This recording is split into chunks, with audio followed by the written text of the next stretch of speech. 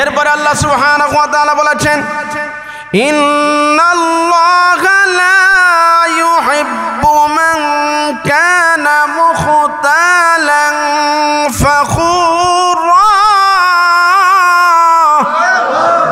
আল্লাহ সুবহানাহু ওয়া তাআলা বলেন, নিশ্চয় আল্লাহ সুবহানাহু ওয়া তাআলা দুনিয়াতে যারা ফখর করে চলে, যারা অহংকার করে চলে, যারা মানুষকে মূল্যায়ন করে না, একজন আরেকজনকে সম্মান করে না, আল্লাহ সুবহানাহু ওয়া তাআলা বলেন ওই রকম ব্যক্তিকে আল্লাহ কখনো পছন্দ করে, ওই রকম ব্যক্তিকে আল্লাহ কখনো মহব্বত করে।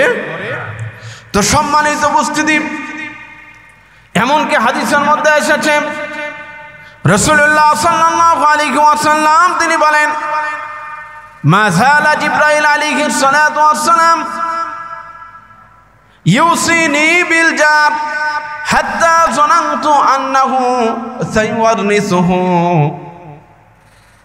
রাসূলুল্লাহ সাল্লাল্লাহু আলাইহি ওয়াসাল্লাম বলেন, হযরত জিবরাইল আমিন আলাইহিস সালাতু ওয়াস সালাম যখনই আমার কাছে আসে, সকালে আসলে একই কথা বলে, বিকালে আসলে একই কথা বলে, রাতের বেলা আসলে একই কথা বলে।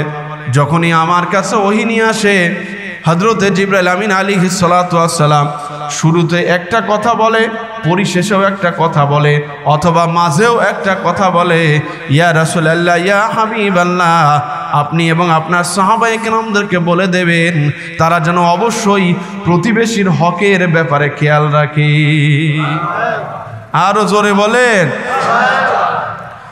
এরপরে রাসূলুল্লাহ সাল্লাল্লাহু আলাইহি ওয়াসাল্লাম বললেন, আমার আশঙ্কা তৈরি হয়ে গেল, হযরত জিবরাইল আমিন আলাইহিস সালাতু ওয়াস সালাম যেইভাবে বারবার প্রতিবেশীর হকের ব্যাপারে বলতেছেন, প্রতিবেশীর অধিকারের ব্যাপারে বলতেছেন, আমার কাছে মনে হচ্ছিল হযরত জিবরাইল আমিন আলাইহিস সালাতু ওয়াস সালাম আবার আল্লাহর কাছ থেকে এই প্রত্যাদেশ পায় কিনা, তোমাদের সম্পদে প্রতিবেশীর হক রয়েছে।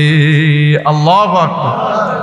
এত গুরুত্ব দেওয়া হচ্ছিল, মনে হচ্ছিল যে আল্লাহ পাক এটাই বলে ফেলে কিনা, তোমাদের সম্পদে প্রতিবেশীর হক আছে, রক্তের যেমন হক আছে প্রতিবেশীরও হক আছে।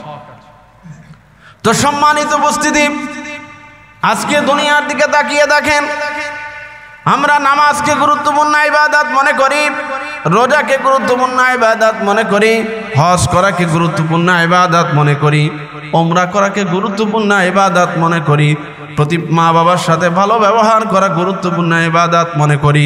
কিন্তু প্রতিবেশীর সাথে ভালো ব্যবহার করা, প্রতিবেশীর হক এবং অধিকার রক্ষা করা, এটা আমাদের কাছে ফরজ ইবাদত মনে হয় না। কথা বলেন ঠিক কিনা? আল্লাহর হক সংশ্লিষ্ট বিধানগুলি মানা সহজ, সহজ না? কিন্তু বান্দার হক সংশ্লিষ্ট বিধানগুলি মানা কিন্তু কঠিন। আর দুনিয়ার মানুষেরা এই ব্যাপারে বেশি অবহেলা করে। বর্তমান দুনিয়ার দিকে তাকিয়ে দেখেন, প্রতিবেশীর হক এবং অধিকারের ব্যাপারে সব চাইতে বেশি অবহেলা করা হয়। কথা বলেন ঠিক কিনা? গ্রামে যাও বা কিছু আছে, কিছু আছে, কিন্তু শহরে একদম মোটেই নেই বললে চলে। একজন আর একজনের সাথে বসবাস করে, মাসকে মাস চলে যায়, দিনকে দিন চলে যায়, সপ্তাহ থেকে সপ্তাহ চলে যায়, বছরকে বছর চলে যায়, একজন আরেকজনের সাথে সাক্ষাৎ হয় না, একজন আরেকজনের সাথে কথা হয় না, পাশাপাশি বসবাস করে, সে তার মতো অফিসে যায়, ও তার মতো অফিসে যায়, একজন আরেকজনের সাথে সালাম বিনিময় কথোপকথন হয় না। কথা বলেন ঠিক কিনা? আবার গ্রামের দিকে তাকিয়ে দেখেন, সেখানে যাও বা প্রতিবেশীর সাথে কম বেশি কথাবার্তা হয়, কিন্তু প্রতিবেশী ধনী হয়ে যাক, প্রতিবেশী উন্নত হয়ে যাক, প্রতিবেশীর কন্যা সন্তানটা ভালো জায়গায় বিবাহ হোক, প্রতিবেশীর ছেলেটা লেখাপড়া করে উন্নত হোক, এটা কিন্তু আবার গ্রামের প্রতিবেশীরা চায় না। কথা বলেন ঠিক কিনা? এই জন্য সম্মানিত হাজিরিন, প্রতিবেশীর সাথে খারাপ আচরণ না করা, প্রতিবেশীর সাথে সদাচরণ করা, প্রতিবেশীর কল্যাণ কামনা করা, এই ব্যাপারে আল্লাহ রাসূল বলেন, হে দুনিয়ার মানুষেরা, তোমরা শুনে রাখো, এগুলি শুধু তোমাদের জন্য নেক আমল তা না, এটা তোমাদের ঈমানের অংশ। সুবহানাল্লাহ বলেন। এটার সাথে তোমাদের ঈমান জড়িত।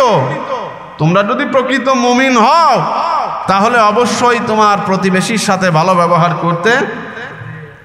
রাসূলুল্লাহ সাল্লাল্লাহু আলাইহি ওয়াসাল্লাম তিনি বলেন, মান কানা ইউমিনু বিল্লাহি ওয়াল ইয়াউমিল আখির, যেই ব্যক্তি আল্লাহ এবং রাসূলের উপরে ঈমান এনেছে, যে পরকালে বিশ্বাস করে, যে আখিরাতে বিশ্বাস করে, ফালা ইউযি জারহু, তাহলে সেই ব্যক্তি যেন তার প্রতিবেশীকে কষ্ট না দেয়। জোরে বলেন সুবহানাল্লাহ। আমরা মসজিদে শুনি, মসজিদের পরে আর আমাদের আমল থাকে না, সে যেন প্রতিবেশীকে কষ্ট না দেয়। এখন প্রতিবেশী কাকে বলা হয়?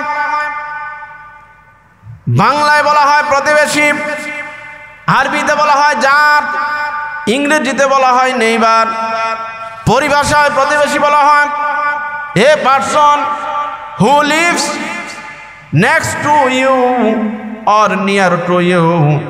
প্রতিবেশী সেই ব্যক্তিকে বলা হয় যে ব্যক্তি তোমার পাশে অথবা তোমার পরে বসবাস করে, তার নামই হলো প্রতিবেশী। তার নামই হলো কি? আল্লামা ইবনুল মানসুর রাহমাতুল্লাহি আলাইহি তিনি বলেছেন, হুয়া মান জাওয়ারুকা জাওয়ারান শারঈয়ান সাওয়াউন কানা মুসলিমান আও কাফিরান আও গনিয়ান আও ফাকিরান আও বাররান আও ফাজিরান।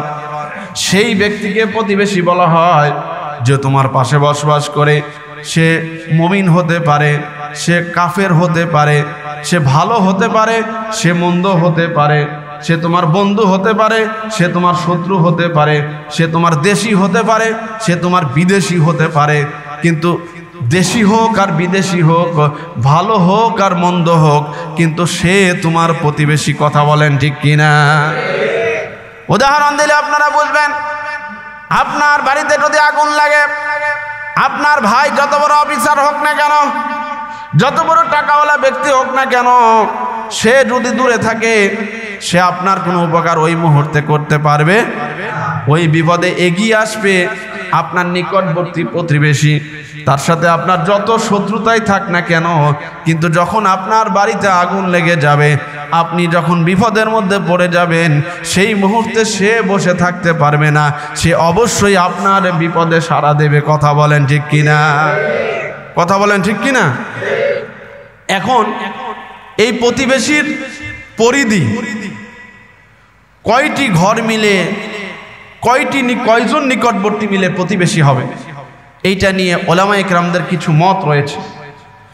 এর মধ্যে এক নম্বর হলো, ওলামায়ে কেরামরা বলেছেন আপনার ঘরের সামনে 40 জন, আপনার বাড়ির পিছনে 40 জন, আপনার বাড়ির ডানে 40 জন, আপনার বাড়ির সামনে পিছনে বামে 40 জন, এদের মিলেই হলো প্রতিবেশীর আয়তন। অন্য একটি বর্ণনার মধ্যে এসেছে আপনার বাড়ির সামনে 10 জন, আপনার বাড়ির পিছনে 10 জন, আপনার বাড়ির বামে 10 জন, আপনার বাড়ির ডানে 10 জন, এই যে চতুর্দিকে 10 জন 10 জন মিলে 40 জন, এরা হলো আপনার প্রতিবেশীর অন্তর্ভুক্ত, এরা হলো আপনার প্রতিবেশী। 3 নম্বর বলা হয়েছে প্রতিবেশী হলো সেই ব্যক্তি, যেই ব্যক্তিকে আপনি ডাক দিলে সে শোনে, আপনার ডাকে সে সাড়া দেয়, আপনার আওয়াজ সে শুনতে পায়, সে হলো প্রতিবেশী। 4 নম্বর বলা হয়েছে আপনার যত নিকটে যেই ব্যক্তি, সে হলো প্রতিবেশী। আর 5 নম্বর সবচাইতে গ্রহণযোগ্য মত যেটি বলা হয়েছে, সবচাইতে অ্যাকসেপ্টেবল মত যেটি বলা হয়েছে, সেটি হলো যে একটি মসজিদের অধীনস্থ যত মুসল্লি আছে, মানুষ আছে, যারা ওই মসজিদে এসে নামাজ আদায় করে, এরা সবাই সমবেত আপনার প্রতিবেশী। আরো জোরে বলেন, এরা সবাই সমবেত আপনার প্রতিবেশী। সো আপনার এদের সবার খোঁজ খবর আপনার নিতে হবে, এদের খোঁজ খবর কি আপনার নিতে হবে। এখন প্রতিবেশী কয় প্রকার? প্রতিবেশীর কয়েক প্রকার রয়েছে। 1 নম্বর হলো নিকটবর্তী প্রতিবেশী, 2 নাম্বার হলো দূরবর্তী প্রতিবেশী। যেই প্রতিবেশীর কথা আল্লাহ সুবহানাহু ওয়া তাআলা এই সূরাতুন নিসা 36 নম্বর আয়াতের মধ্যে আল্লাহ বলেছেন, ওয়াল জারি যিল কুরবা ওয়াল জারিল জুনুবি, যে আপনার নিকটবর্তী এবং দূরবর্তী প্রতিবেশী। 2 নাম্বার ধর্মীয় এবং আত্মীয়তার সম্পর্কের দিক থেকে প্রতিবেশী 2 প্রকার। 1 নাম্বার হলো মুসলিম আত্মীয় প্রতিবেশী, সে মুসলমান প্লাস আপনার আত্মীয়, আপনার প্রতিবেশী। 2 নাম্বার হলো মুসলিম অনাত্মীয় প্রতিবেশী, সে মুসলমান আপনার আত্মীয় না, আপনার প্রতিবেশী। আর 3 নাম্বার বলা হয়েছে অমুসলিম প্রতিবেশী, অমুসলিম সেও আপনার প্রতিবেশী। এরপরে 4 নাম্বার প্রতিবেশী আবার বলা হয়েছে 2 প্রকার। এর মধ্যে 1 নাম্বার হলো উত্তম প্রতিবেশী, 2 নাম্বার হলো নিকৃষ্ট প্রতিবেশী। এরকম আছে কিনা? জোরে বলেন আছে কিনা? উত্তম প্রতিবেশী আর একটা হলো নিকৃষ্ট প্রতিবেশী। যার প্রতিবেশী দেখবেন ভালো, সে জীবনে বড় সুখী। আর যার প্রতিবেশী দেখবেন ভালো না, ওই প্রতিবেশীর জ্বালায় অত্যাচারে ওই এলাকায় টিকা বড় কঠিন। এইরকম প্রতিবেশী আপনাদের এলাকায় নেই কেউ? সবাই আল্লাহর ওলি দেখি, সব আল্লাহর ওলি। সম্মানিত উপস্থিতি, রাসূলুল্লাহ সাল্লাল্লাহু আলাইহি ওয়াসাল্লাম হাদিসের মধ্যে বলেছেন, মিন সাআদাতি মুসলিমি, রাসূলুল্লাহ সাল্লাল্লাহু আলাইহি ওয়াসাল্লাম বলেন, 3টি বিষয় যার মধ্যে আছে সে বড় সৌভাগ্যবান। 3টি বিষয় যে পেয়ে যায় সেই ব্যক্তি হলো সৌভাগ্যবান। এর মধ্যে 1 নাম্বার হলো আল মাসকানুল ওয়াসি, যেই ব্যক্তির সুন্দর একটি প্রশস্ত বাড়ি রয়েছে, ভালো একটা বাড়ি যে আছে। কারণ মানুষের এখন বর্তমান আশা করে তো এটাই, আমার সুন্দর একটি বাড়ি হোক। 1 নাম্বার যার সুন্দর একটি বাড়ি রয়েছে। 2 নাম্বার ওয়াল মারাকিবিল হানি, আর যেই ব্যক্তির সুন্দর একটি চলার যানবাহন রয়েছে। অনেক যুবকেরা দেখবেন আশা করে আমার ভালো একটা মোটরসাইকেল হলে ভালো হতো, আমার জীবনের বড় আশা ভালো একটা গাড়ি কিনবো। আর 3 নাম্বার হলো ওয়াল জারুস সালেহ, আর যেই ব্যক্তির উত্তম প্রতিবেশী আছে, এই 3টা জিনিস যে পেয়ে যায় একসাথে, সেই ব্যক্তি হলো সৌভাগ্যবান। অন্য বর্ণনায় বলা হয়েছে যেই ব্যক্তি 4টা জিনিস পাবে, 1 নাম্বার ভালো বাড়ি পাবে, 2 নাম্বার ভালো বউ পাবে, 3 নাম্বার ভালো গাড়ি পাবে, আর 4 নাম্বার ভালো প্রতিবেশী পাবে, সেই ব্যক্তি হলো সৌভাগ্যবান। এই 4টা জিনিস যদি আপনি পান, আর কিছু লাগে? এ জোরে বলেন, আর কিছু লাগে? কিন্তু এই 4টার মধ্যে যদি বউ ভালো না হয় তাহলে তো জীবন শেষ, আর প্রতিবেশী যদি ভালো না হয় আপনি আরো শেষ। আজকে দেখেন, যার প্রতিবেশী ভালো না তার কপাল বড় খারাপ। কথা বলেন ঠিক কিনা? রাসূলুল্লাহ সাল্লাল্লাহু আলাইহি ওয়াসাল্লাম হাদিসের মধ্যে বলেছেন, খায়রুল আসহাবি ইনদাল্লাহি খায়রুহুম লিসাহিবিহি, সেই ব্যক্তি খায়রুল আসহাবি ইনদাল্লাহি খায়রুহুম লিসাহিবিহি, সেই ব্যক্তি আল্লাহর কাছে উত্তম মানুষ হিসাবে গণ্য হবে যেই ব্যক্তি তার সঙ্গীর কাছে উত্তম মানুষ হিসাবে গণ্য হয়, তার নিকট ব্যক্তির কাছে উত্তম মানুষ হিসাবে গণ্য হয়। ও খায়রুল জিরানি ইনদাল্লাহি খায়রুহুম লিজারিহি, আর সেই ব্যক্তি উত্তম প্রতিবেশী হিসাবে গণ্য হবে যেই ব্যক্তির উত্তম প্রতিবেশী হিসাবে গণ্য হবে যেই ব্যক্তি মানে প্রতিবেশীর কাছে ভালো। যেই ব্যক্তি প্রতিবেশীর কাছে ভালো হিসাবে গণ্য হবে সেই ব্যক্তি সবার কাছে ভালো হিসাবে গণ্য হবে, সেই ব্যক্তি আল্লাহর কাছেও ভালো হিসাবে গণ্য হবে। সুবহানাল্লাহ বলেন। এই জন্য হাদিসের মধ্যে এসেছে রাসূলুল্লাহ সাল্লাল্লাহু আলাইহি ওয়াসাল্লাম তিনি আল্লাহর কাছে দোয়া করতেন, আল্লাহুম্মা ইন্নী আউযু বিকা মিন জারিস সু, ইয়া আল্লাহ আপনার কাছে আমি আশ্রয় প্রার্থনা করি আপনি আমাকে খারাপ প্রতিবেশী থেকে হেফাজত করেন। মিন জারিস সু ফি দারিল মাকাম লিআন্নাল জারা ফিদ দুনিয়া ইয়াতাহাওয়ালু, কেননা দুনিয়ার প্রতিবেশী না অনেক সময় পরিবর্তন হয়। এই জন্য আল্লাহর কাছে দোয়া করতে হবে, আল্লাহ আপনি আমাকে ভালো প্রতিবেশী দান করেন। আর এই প্রতিবেশী শুধু বসবাসের ক্ষেত্রেই ভালো এমনটি না, একটা রাষ্ট্রের ক্ষেত্রে যদি আর একটা রাষ্ট্র ভালো রাষ্ট্র না হয়, প্রতিবেশী রাষ্ট্র যদি আপনার ভালো না হয়, তাহলে আপনার জীবন শেষ। কথা বলেন ঠিক কিনা? যার বাস্তব নমুনায় আমরা আছি। মনে রাখবেন একটা কথা আল্লাহ কোরআনের মধ্যে বলেছেন, লাতাজিদান্না আশাদ্দান নাসি আদাওয়াতাল লিল্লাযিনা আমানু আল ইয়াহুদু ওয়াল্লাযিনা আশরাকু। কিয়ামত পর্যন্ত মুসলমানদের জাত শত্রু হলো দুইটা জাতি। এর মধ্যে এক নাম্বার হলো ইহুদি। এক নাম্বার কারা? ইহুদিরা কোনদিন মুসলমানদের ভালো চায়? ওই যে ফিলিস্তিনে তাকিয়ে দেখেন, আমাদের মা বোনদেরকে ধর্ষণ করতেছে, শত শত শিশু সন্তানদেরকে তারা বোম্বিং করে হত্যা করে ফেলতেছে। ওরা আবার নিজেদেরকে ধর্মের কথা বলে।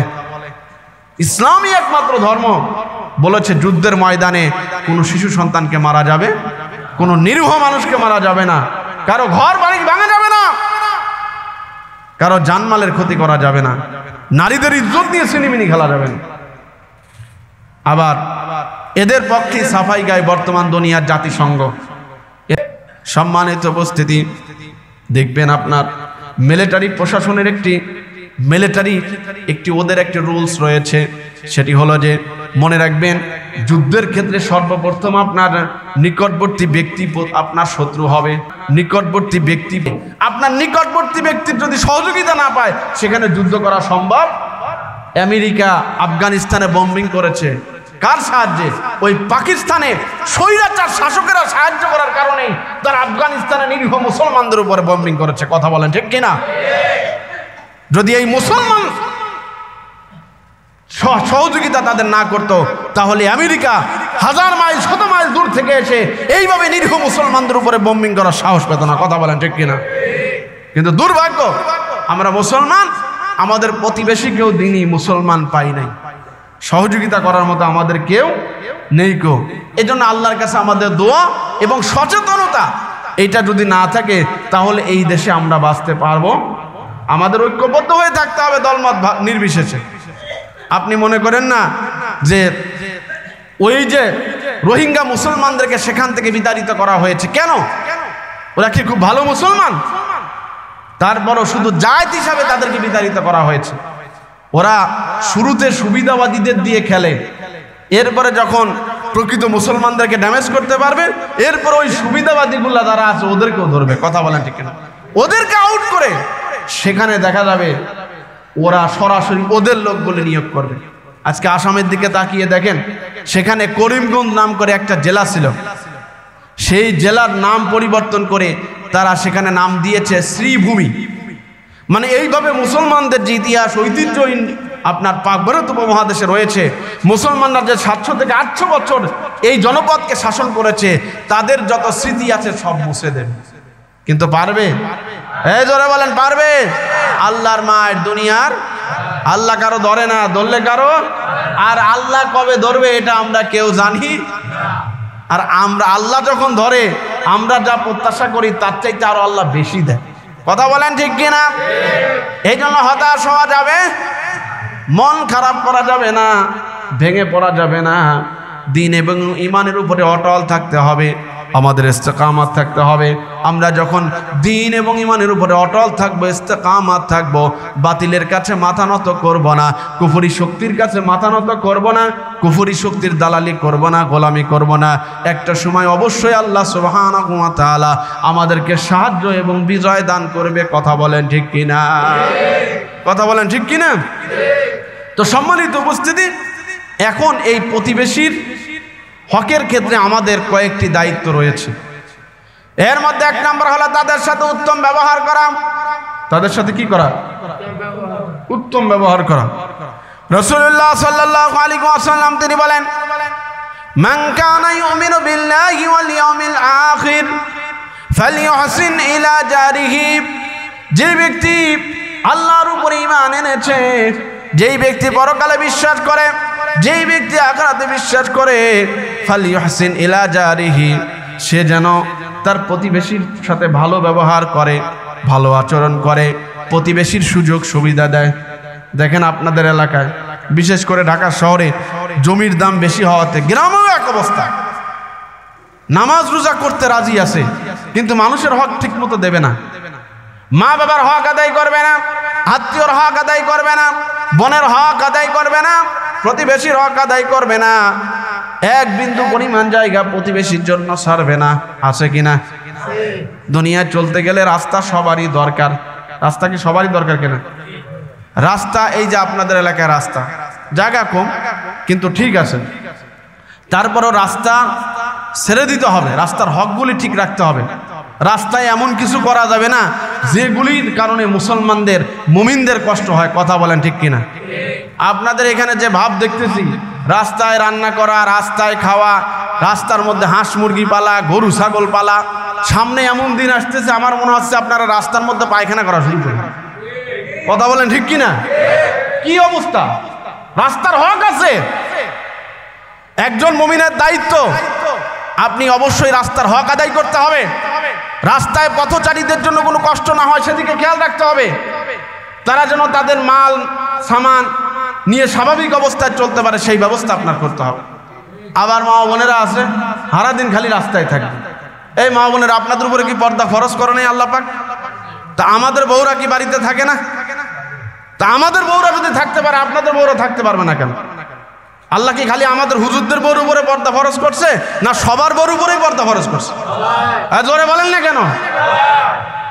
আবার যদি আপনার রাস্তায় একান্ত বের হতেই হয়, আপনি হিজাব মেইনটেইন করেন, পূর্ণাঙ্গ না পারেন, আপনি মুখটা হয়তো খোলা রাখলেন, কিন্তু পরিপূর্ণ হিজাব, যে হিজাবটা পরে আপনি নামাজ আদায় করেন, ওই হিজাবটা পরেই আপনি রাস্তায় বের হন, আপনার পুরা শরীরটা ঢাকা থাকবে একান্ত প্রয়োজন হলে। এ তা না, মানে যে যে অবস্থায় থাকে মনে হয় যুদ্ধের ময়দান, ওই অবস্থায় রাস্তায় চলাচল। আল্লাহ আমাদের হেফাজত করে, সকলে বলি আমিন। আমি মা বোনদের এই পর্দার বিষয়টা আর একদিন বলবো, তবে এতটুকু বলি, পর্দা করা সবার উপরে ফরজ। কথা বলেন ঠিক কিনা? এই মা বোনের আল্লাহর কাছে জবাব দিতে হবে।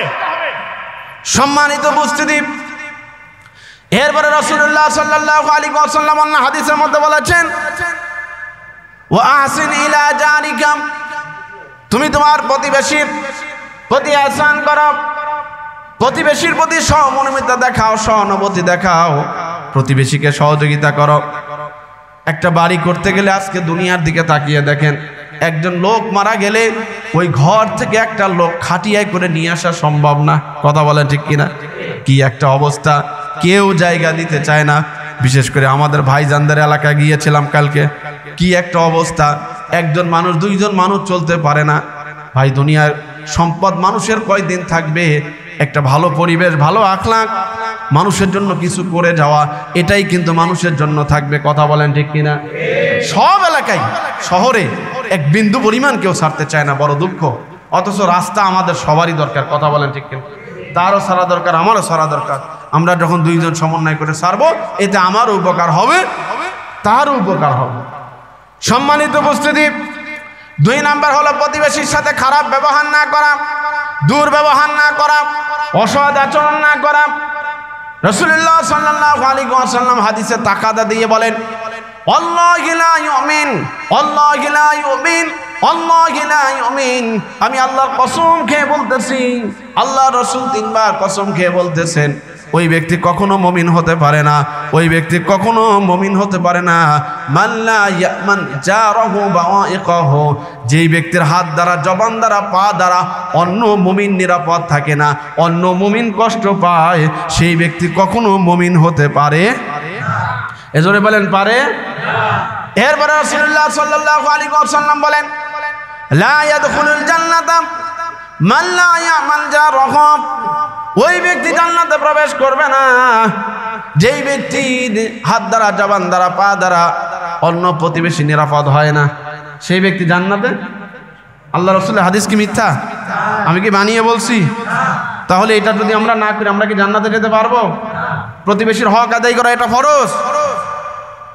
হযরত আবু হুরায়রা রাদিয়াল্লাহু তাআলা বর্ণনা করেছেন, 2 জন মহিলার ব্যাপারে রাসূলুল্লাহ সাল্লাল্লাহু আলাইহি ওয়াসাল্লামকে বলা হলো, একজন মহিলা নামাজ ভালো পড়ে, রোজা ভালো রাখে, তাহাজ্জুদের নামাজ পড়ে, নফল নামাজ পড়ে, সকাল বিকাল 3 বেলা কোরআন তেলাওয়াত করে, কিন্তু আবার প্রতিবেশীর সাথে ঝগড়া লাগলে ছাড়ে না। একেবারে সাইজ করা শুরু করে। আছে কিনা এরকম? এক বিন্দু পরিমাণ ছাড়ে না, সব ইবাদত তার ঠিক আছে, কিন্তু প্রতিবেশীর সাথে লাগলেই হয়। আর একজন আল্লাহর বান্দী, তার ফরজ ঠিক আছে, তার সুন্নাত ঠিক আছে, কিন্তু নফল ইবাদতের ক্ষেত্রে হয়তো সে একটু কম বেশি করে। কিন্তু আল্লাহর বান্দা প্রতিবেশী কোনো নারীকে কষ্ট দেয় না, প্রতিবেশী কাউকে কষ্ট দেয় না, প্রতিবেশীর কারোর সাথে ঝগড়া বিবাদ করে না। আল্লাহ রসুলকে যখন বলা হলো, আল্লাহ রসুল বললেন, যেই ব্যক্তি প্রতিবেশীকে কষ্ট দেয় না, হয়তো নফল ইবাদত সে কম করে, এই ব্যক্তি আল্লাহর জান্নাতে চলে যাবে। কিন্তু যেই ব্যক্তি নামাজ রোজা ইবাদত বন্দেগী অনেক করে, আবার প্রতিবেশীকে কষ্ট দেয়, এই ব্যক্তি কখনো আল্লাহর জান্নাতে যেতে পারবে? এই জন্য বলেন পারবে? এই জন্য প্রতিবেশীকে কষ্ট দেওয়া যাবে? এই জন্য বলেন কষ্ট দেওয়া যাবে? 3 নাম্বার, প্রতিবেশীর সাথে ঝগড়া বিবাদ করা যাবে না।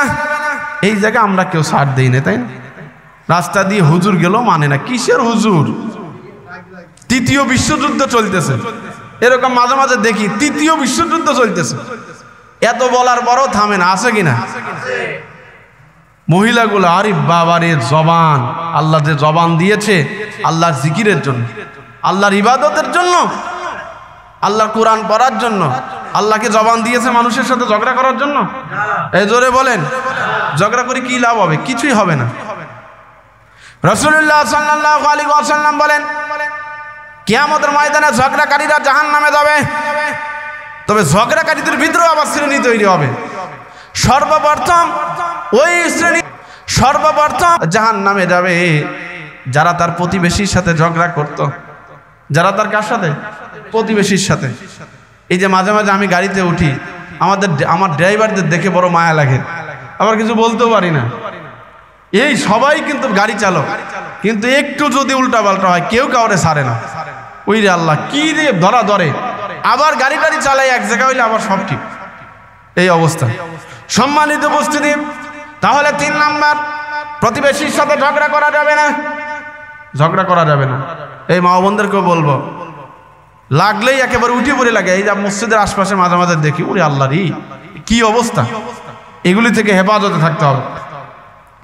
এরপরে 4 নাম্বার, প্রতিবেশীকে নির্যাতন করার মাধ্যমে, বিভিন্ন প্রেশারাইজের মাধ্যমে প্রতিবেশীকে ঘর বাড়ি ছাড়া করা যাবে না। অনেকেই আছে, করে কিনা? জোরে বলেন, করে কিনা? প্রতিবেশী আপনার ভিন্ন দলের হতে পারে, মতের হতে পারে, সে আপনার প্রতিবেশী, তার উপরে কোনো বিপদ আসলে আপনি তাকে সহযোগিতা করবেন, কিন্তু আপনি উস্কানি দিয়ে তাকে গ্রেফতার করায় দিতে পারেন না। কথা বলেন ঠিক কিনা? ঘরে থাকতে দেয় না, বাড়িতে থাকতে দেয় না, মামলার পর মামলা বসায়, এরপরে কয় যা, কি একটা অবস্থা।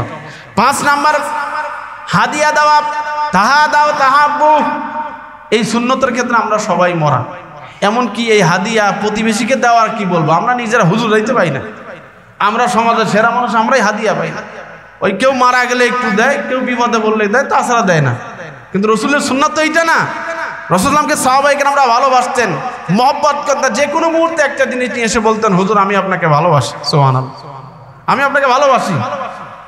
এরকম বহু হাদিয়া এসছে, রাসূলুল্লাহ সাল্লাল্লাহু আবার আসছে, আবার সেটা বিলায়ে দিয়েছে। আমরা অনেক সময় মিষ্টি মিষ্টি আসলে আমরা তো খাই তা না, আবার অন্যজনকে দিয়েও দেয়। সম্মানিত উপস্থিতি, এই হাদিয়ার সুন্নাতটা সমাজে না থাকার কারণে মহব্বত ভালোবাসা গভীর হচ্ছে না। কথা বলেন ঠিক কিনা? এই জন্য আল্লাহ রাসূল বলেন, তাহা দাও তাহাব্বু, তোমরা একে অপরকে হাদিয়া দাও, তোমাদের মধ্যে মহব্বত ভালোবাসা তৈরি হবে। আলেম ওলামাদেরকে হাদিয়া দাও, নেককার মানুষকে হাদিয়া দাও, আল্লাহওয়ালা মানুষকে হাদিয়া দাও, পীর মাশায়েখদেরকে হাদিয়া দাও, সৎ মানুষকে হাদিয়া দাও, তোমার আত্মীয় স্বজনকে হাদিয়া দাও, তোমার প্রতিবেশীকে হাদিয়া দাও। আল্লাহ রাসূল বলেন, তুমি যেমন তোমার প্রতিবেশী যত বড় শত্রুই হোক না কেন, তুমি যখন তাকে হাদিয়া দেবে, মুহূর্তের মধ্যে তার দিলটা নরম হয়ে যাবে। কথা বলেন ঠিক কিনা? কথা বলেন ঠিক কিনা? রাসূলুল্লাহ সাল্লাল্লাহু আলাইহি ওয়াসাল্লাম হযরত আবু যর রাদিয়াল্লাহু তাআলা আনকে বললেন, ইয়া আবা যর ইযা তাবাক্তা, হে আবু যর, তুমি যখন মারকাতান, তুমি যখন তরকারি রান্না করবা, ফাআকসির মাআহা, তরকারির মধ্যে ঝোল একটু বেশি রাখবা, পানি একটু বেশি করে দেবা, যাতে তোমার প্রতিবেশী যে আছে তাকে তুমি একটু দিতে পারো। সুবহানাল্লাহ। হযরত আব্দুল্লাহ ইবনে ওমর রাদিয়াল্লাহু তাআলা তিনি বলেন, আমার নিকটবর্তী প্রতিবেশী ছিল ইহুদি, আমি নিয়মিত তাকে হাদিয়া দিতাম। সুবহানাল্লাহ বলেন। আমি তরকারি রান্না করলে তার বাসায় পাঠিয়ে দিতাম, কোনো কিছু করলে আমি তার বাসায় পাঠিয়ে দিতাম। সুবহানাল্লাহ বলেন। এরপরে আল্লাহ রাসূল বলেন প্রতিবেশীর আরেকটা হক হলো প্রতিবেশী দাওয়াত দিলে সেটা কবুল করা। ইযা দা আহাদুকুম ফালিয়াজিব, যদি তোমাদের কাউকে দাওয়াত দেয় অবশ্যই তুমি তার দাওয়াতে কি করবা? সাড়া দিবা, তার দাওয়াতকে কবুল করবা। এরপরে প্রতিবেশীর 6 নম্বর হক হলো তার সুবিধা অসুবিধাগুলি আপনাকে দেখতে হবে। তার সে বিপদে পড়লে অবশ্যই আপনি তাকে সহযোগিতা করবেন, আবার তারও দায়িত্ব আপনাকে সহযোগিতা করা। প্রতিবেশীর 8 নম্বর হক হলো জান এবং মাল ইজ্জত আবরু রক্ষা করা। তার জান মাল ইজ্জত আবরু এগুলি রক্ষা করতে হবে, এগুলো কিন্তু আপনার ইমানি দায়িত্ব। অনেক সময় দেখা যায় প্রতিবেশীর মেয়ের বিবাহের জন্য কেউ আসলে উল্টা পাল্টা বাজে মন্তব্য করে দেয়, বদনাম করে দেয়, বিবাহটা ভেঙে দেয়। এরকম আছে নাকি? এরকম আল্লাহর ওলি আমাদের সমাজে নাই গো, তাই না? সব খালি বাহিরের দেশে নাকি? এরকম অনেকেই আছে প্রতিবেশীর মেয়ের বিবাহকে ভেঙে দেয়, ছেলের বিবাহকে ভেঙে দেয়। এমনটি করা যাবে? এমনটি করা যাবে না। হিকমতে বলবেন ভাই, বিবাহ হায়াত মত এগুলি আল্লাহর হাতে। আমরা যতটুকু দেখেছি ভালো, আপনি করতে পারেন, তাই না? এরপরে 9 নম্বর হক হলো প্রতিবেশীর দোষ ত্রুটি গোপন রাখা। রাসূলুল্লাহ সাল্লাল্লাহু আলাইহি ওয়াসাল্লাম বলেন মান সাতারা মুসলিমান সাতারাহুল্লাহু ফিদ দুনিয়া ওয়াল আখিরাহ। আল্লাহ রাসূল বলেন যেই ব্যক্তি দুনিয়াতে কোনো মুমিনের গোপন দোষ ত্রুটিকে গোপন রাখবে, আল্লাহ সুবহানাহু ওয়া তাআলা কিয়ামতের ময়দানে তার দোষগুলি গোপন রেখে আল্লাহ তাকে মাফ করে দেবে। আরো জোরে বলেন। এরপরে প্রতিবেশীর দুঃখে সান্ত্বনা দেওয়া, তার জানাজায় শরীক হওয়া, জানাজায় শরীক হতে হবে। এবং প্রতিবেশী কেউ মারা গেলে যেহেতু তারা সবাই দুঃখ ভারাক্রান্ত, তাদের তো খাওয়া দাওয়ার দিকে খেয়াল নাই, তাদের বাচ্চাগুলি না খেয়ে থাকতে পারে, আত্মীয় স্বজনরা এসে না খেয়ে থাকতে পারে। অ্যাজ এ প্রতিবেশী হিসাবে আমি নিজের থেকে রান্না করে তার বাড়িতে নিয়ে যাই, এটাও কিন্তু সুন্নাত। এই যে আপনারা অনেক সময়, আমি চট্টগ্রামে এই সুন্নাতটা দেখেছি যে তারা নিয়মিত কারো সন্তান হলে 7 দিনের দিন তারা কি করে, আপনার সুন্দর একটি নাম রাখে, পারলে আকিকাও দিয়ে দেয় সাথে, এবং সুন্দর একটি আয়োজন করে। এটাই কিন্তু সুন্নাত। চেষ্টা করতে হবে যে আমরা আত্মীয় স্বজন পাড়া প্রতিবেশী নেককার ইমানদার আল্লাহওয়ালাদেরকে দাওয়াত দিয়ে 7 দিনের দিন একটা আয়োজন করে ব্যবস্থা করা। সম্মানিত উপস্থিতি, তাহলে যেটি বলতেছিলাম, হযরত জাফর রাদিয়াল্লাহু তাআলা ইন্তেকাল করলেন। রাসূলুল্লাহ সাল্লাল্লাহু আলাইহি ওয়াসাল্লাম, একটু নিচু হন, একটা মিডিয়া চলতেছে, আমরা একটু খেয়াল রাখবো যাতে ক্যামেরার সামনে। সাল্লাল্লাহু আলাইহি ওয়াসাল্লাম তিনি বলেন, আল্লাহ রাসূল তিনি বলেন, আমি হযরত জাফর রাদিয়াল্লাহু তাআলা আনহুর বাসাতে আমি খাবার রান্না করে পাঠালাম। সুবহানাল্লাহ বলেন।